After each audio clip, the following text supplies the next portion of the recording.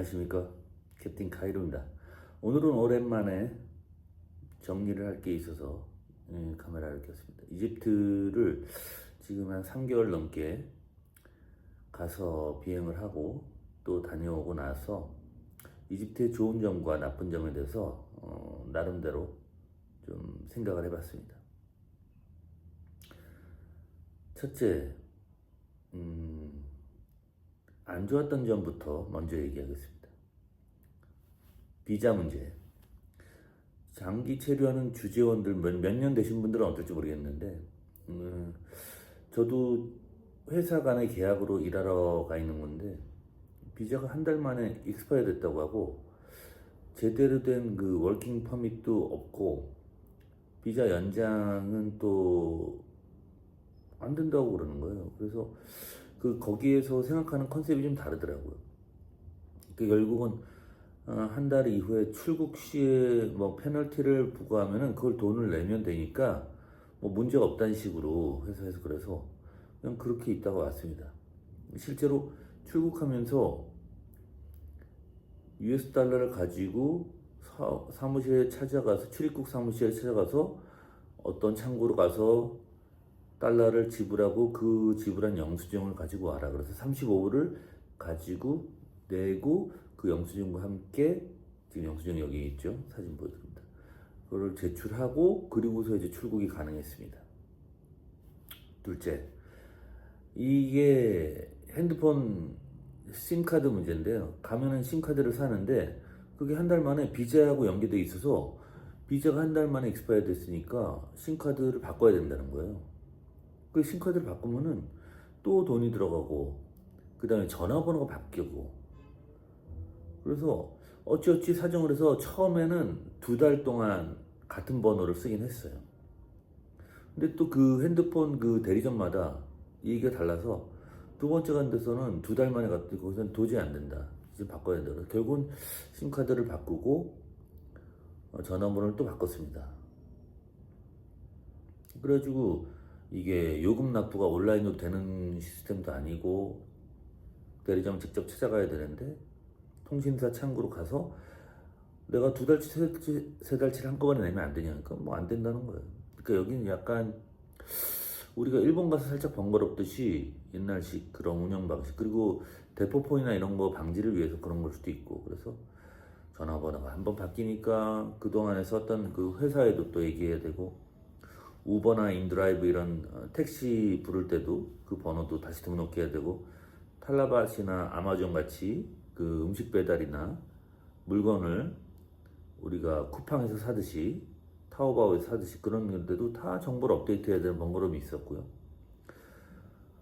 심카드가 또 어떨 때는 또 안 돼요. 그러다 석 달이 거의 다 되니까 안 돼서 그냥 며칠 후에 출국이라 그냥 와이파이 쓰는데 또 마지막에서는 다시 되기도 하고, 그래서 정확하게 뭔가 클리어하게 이런 게 안 되는 그런 문제가 좀 있었습니다. 세 번째가 날씨 문제입니다. 날씨가 비행하기엔 좋은 날씨예요. 1년 내내 뭐 썬더스톰 같은 게 없으니까. 그런데 이제 덥고 이러면은, 너무 더워서 문제죠, 중동 지방. 겨울에도 1년 내내 또 건조하고 일교차가 심해서 낮에는 한 20 몇 도까지 올라가고, 겨울에 밤에는 한 아침하고 밤에는 한 6, 7도까지 추워지고, 바람 불고 그러면은 패딩 없이는 안 될 정도로 춥습니다. 그리고 그 온도, 춥고 더운 게 문제가 아니라 사막의 황사가 연중 내내 지속적으로 있어서 이 목이 칼칼해요. 그래가지고 가벼운 기침을 계속 달고 살게 됩니다. 그래서 나중에는 거기서도 뭐 온라인으로 프로폴리스 스프레이 같은 거, 이런 거, 드롭 스프레이 이런 거를 구매해서 쓰기도 했는데, 여행 가시는 분들도 이런 걸 가져가시기를 추천을 드립니다. 네 번째, 여기 운전사들 운전이 너무 거칠어요. 보행자로서 길을 건너기도 힘들지만 내가 타고 우리 차가 가는데도 회사 차나 우버나 인드라이브 같은 거기에 그런 우버 앱을 가지고 타면은, 저랑 같이 간 사람 중에 베트남 부기장도 있었는데 중국 사람들도 자기는 나라보다 더하다 뭐 이럴 정도로 혀를 내두릅니다. 마치 10명 중에 한 9명은 액션 영화에, 우리나라 액션 영화에 자동차 그 추격신 찍는 것처럼 운전합니다. 온 나라가 다 빵빵거리고 막 이러고 운전합니다. 실제로 뭐 배달 오토바이나 그런 자동차가 하나 뒤집어져 있는 그런 상황도 보기도 했고요. 그래서 보통은 아닙니다. 다섯째, 종교학 문화, 무슬림이죠, 여기도.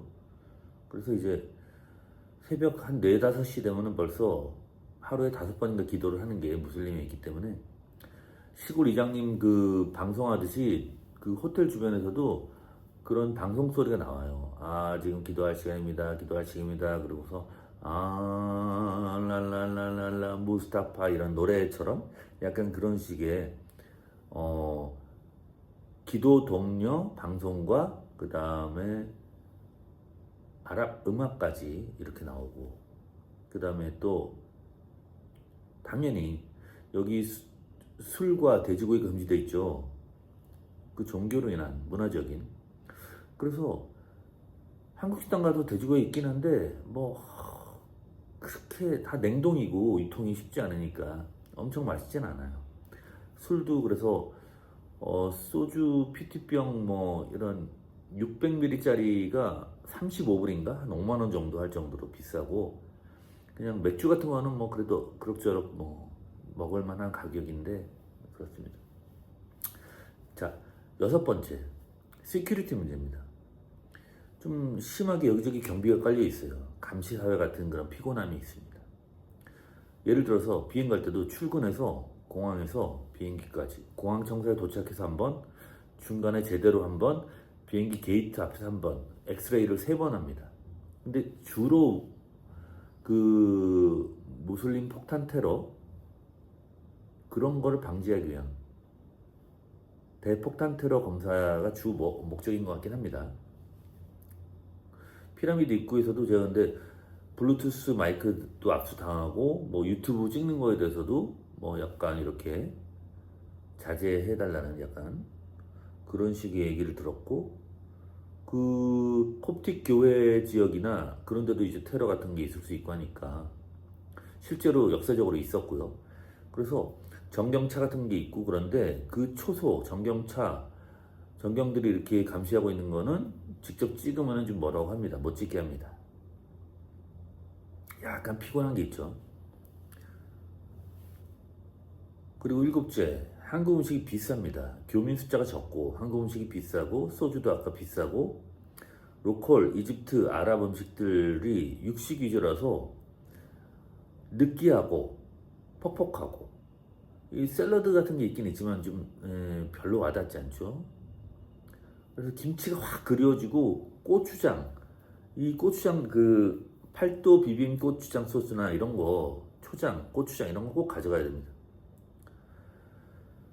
그 음식 중에 그나마 괜찮은 부분은 일부 바베큐류, 일부 디저트류, 주스, 스무디, 초콜릿, 뭐 쿠나파 이런 그 것들은 좀 괜찮은 부분도 있습니다. 그리고 햄버거나 다른 것도 괜찮은데 이제 치킨이나 이런 건 좀 느끼하고 뭐 그렇더라고요. 8째, 호객행위가 일단 뭐 그 유명한 여행 유튜버 분이 그랬죠.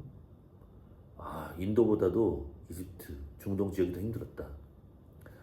호객행위도 엄청나지만 그 외에도 호객행위가 아닌데 구걸하는 사람들, 그 다음에 동양인이 신기한 사람들, 그 다음에 여러 가지 이유로 말을 거는 그런 사람들이 길거리에 너무 많아요. 단체 관광을 오신 분들은 못 느끼겠죠. 버스 타고 또 내리고 가이드 따라서 다니고 말 안 걸지만, 제가 길거리 혼자 다녀볼 때 정말 좀 피곤한 경우가 있습니다. 그리고 9째, 무질서. 기본적으로 자동차 이제 운전하면서 빵빵거리는 거 외에도 걷는 보행자들도 다 무단횡단하고, 공항에서 줄을 설 때도 일렬로 쫙 이쁘게 서고 그러지 않고 새치기 하거나 아니면 막 이렇게 중구난방으로 서 있는 경우도 많고요. 사람들이 어떤 질서나 양보나 배려가 있다는 느낌이 아니고 정리가 안 된 느낌입니다. 여기 박물관도 보면은 그 박물관 하나가 딱 있는 게 지금 국립박물관이라고 제일 유명한 게 시내에 있는데 그게 올드 해가지고 외곽에다 또 하나 짓고 옮기는 중이기도 하고요. 그 다음에 이제 시빌라이제이션 박물관이라는 그 미이라가 있는 곳은 또 따로 돼 있고 뭐 투탕카멘이 있는 곳 또 따로 있고 뭐 이런 식으로 뭔가 딱 깔끔하게 정리가 되어 있지 않은 느낌이 있습니다. 자, 마지막으로 10번째 지불 방식입니다. 그나마 여기 옛날에는 이제 현금밖에 안 돼서 불편했는데 지금은 이제 카드가 많이 되죠. 그래서 우버 같은 것도 신용카드 되고 인드라이브라는 로컬 우버는 그 현금으로 내지만 그래도 싼 맛이 있고 웬만한 중급이나 슈퍼, 동네 슈퍼에도 다 카드를 받습니다. 리코샵도 카드 받아요. 그런데 오히려 거꾸로 카이로의 그 콥틱 뮤지엄이나 박물관들 그리고 스핑크스, 피라미드 이런 큰 매표소에서는 그게 현금을 얘네가 횡령하거나 그런 사건이 있었는지 오히려 현금이 안 돼요. 신용카드만 됩니다. 비자, 마스터카드만 받습니다. 그리고 공항 출국 시에 비자 페널티를 낼 때 그거는 또 US 달러만 됩니다. 그래서 여기는 이것만 되고 저긴 저것만 되고라는 그런 까다로움이 아직도 조금은 남아 있습니다. 자, 이제 자잘한 10가지의 나쁜 점을 얘기했고요. 이제 좋은 점, 그럼에도 불구하고 왜 이렇게 많은 사람들이 이집트를 가는가? 첫째, 물가가 저렴합니다. 로컬 음식은 뭐 샌드위치 같은 건데 어설픈 빵에 어설픈 음식이지만 그래도 서민들이 먹을 수 있는 음식이 1불 이하부터 있습니다. 1불, 2불부터 쭉 단기적으로 있습니다. 그래도 고기가 되면 한 3, 4불 되고요. 햄버거도 그렇고 한 3불부터는 쭉 먹을 게 있고 한국 식당 가면 그래도 한 6, 7불부터 뭐 10불, 20불 쭉 올라가죠. 또 하나 싼 거, 휘발유가 2025년 2월, 3월 현재 리터당 15.25 이집션 파운드, 한국 돈으로 435원입니다. 엄청나게 쌉니다. 사우디보다도 더 싸요. 그래서 이거는 사우디도 산유국인데 이집트도 산유국이긴 하지만 자기 나라를 모두 커버할 정도의 그런 양은 아니라고 하거든요. 근데 정책적인 것 같아요. 국민들을 달래는 수단으로 정부 지원이 있지 않나라고 게스를 합니다. 어쨌든 그래서 그로 인해서 우버나 인드라이브, 로컬 우버도 쌉니다. 휘발유가 싸니까. 정말 좋은 점이죠. 그래서 택시로 거의 1시간 가까이 가는데도 2불, 3불 뭐 계속 그럽니다. 자, 둘째. 중동 지역 다 사막이고 드라이하고 이집트도 뭐 모래먼지는 있는데 그래도 중동 지역 전체에 유일하게 나일강이라는 거대한 강이 흐르고 있는 축복이 있어요. 그래서 여러 가지 아름다운 환경을 제공하고 나일강 주변에만 쭉 강을 따라 서긴 하지만 그래도 푸른색이 쫙 보이죠. 큰 나무들이 있고 농산물도 풍부하고 아주 비싸진 않은 편입니다. 싼 편입니다. 그 다음에 이 도시와 자연, 거기에 강서쪽에는 피라미드, 유적지, 오른쪽에는 사원들, 궁전들, 그 다음에 계곡, 사막, 강, 그 다음에 동쪽으로는 홍해, 시나이 반도를 끼고 홍해가 있고 북쪽으로는 남지중해가 있죠. 그리고 이집트의 고대 문명과 무슬림 문명, 콥틱 기독교 문명, 유대교 시나고그, 그래서 막 아기 예수 피난처, 출애굽 루트, 그 다음에 알렉산드리아로 가면은 오소독스 교회들, 성마가 교회 등등. 그러니까 이게 이런 축복된 자연과 문명과 모든 유적과 이런 것들이 1년 내내 관광하러 오는 전 세계인들로 붐비는 거죠. 인정. 세 번째는 그래도 무슬림인데 무슬림 치고는 아주 엄격하지 않은 편입니다. 예를 들어서 무슬림의 수니파 형님 사우디아라비아, 시아파 형님 동쪽의 이란, 양대 무슬림 분파죠. 둘은 뭐 엄청나게 엄격하죠. 그래서 얘네들은 종교 경찰이 있어서 예를 들어서 술 파는데 그 현지인들이 있거나 그러면 이 사람들 막 잡아가지고 벌금 때리고 체포할 수도 있고 뭐 이러죠. 그래서 외국인들도 막 가면은 술을 사 먹는 리코 라이센스도 사야 되고 몇 개월에 얼마, 6개월에 얼마, 1년에 얼마. 술을 파는 것도 제한돼 있고 돼지고기 안 팔아서 저기 아부다비에서는 그 두바이 개방된 두바이 정도가 그래도 돼지고기 구할 수 있으니까 거기까지 뭐 한 40분 차를 몰고 와서 4, 50분 차를 몰고 와서 돼지고기를 사가지고 삼겹살을 사서 간다는 얘기를 옛날에 했었거든요.